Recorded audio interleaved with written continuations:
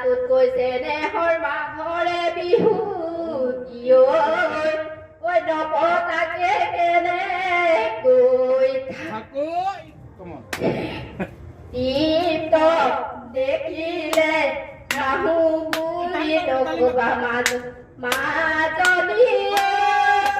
মোৰেনো পানী পৰা ঘৰ হাতত চৰিয়ালৈ পানীটো কি থাকোতে মাজনীয়ে হ'বনো পানী লগা জ্বৰ চকলাতে গাতি অকল দেখাবি ঐ আমাকোৱে চকলৈ দিবি বিহু মাৰিবলৈ অকলৈ নাযাবি ঐ আমাকো লগত নিবি বঢ়িয়া